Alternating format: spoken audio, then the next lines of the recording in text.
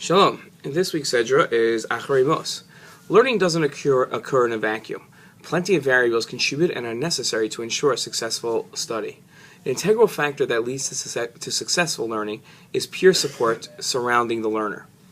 The learner's community, class, and friends all contribute to the growth of learning. It is the group dynamic that bolsters learning. The learning process is enhanced when many people join together to study.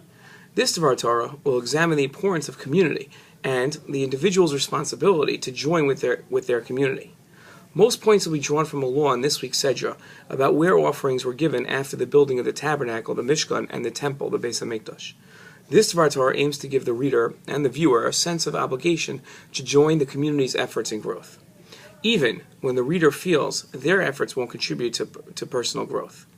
In our Sedra, the Torah describes a changed community once the Mishkan and the Beis HaMikdash are built. In pre-temple times, the individual gave korbanot on their own property and on their own behalf. Once the tabernacle and temple were built, it became prohibited for an individual to offer a korban anywhere other than in the temple and in the tabernacle. For a Jew living a great distance from the tabernacle and temple, this law caused great inconvenience. While in the past, the Jew merely had to offer a korban in their own backyard, now a lengthy and costly trip needed to be undertaken.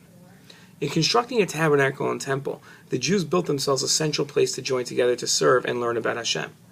A trip to the tabernacle and temple allowed the Jew to witness miraculous events that demonstrated divine providence in the world, and they studied at the footsteps of the greatest scholars of the generation, who sat as judges and teachers on the Sanhedrin. A trip to the tabernacle and temple left the Jews more knowledgeable and inspired than he could have achieved on his own.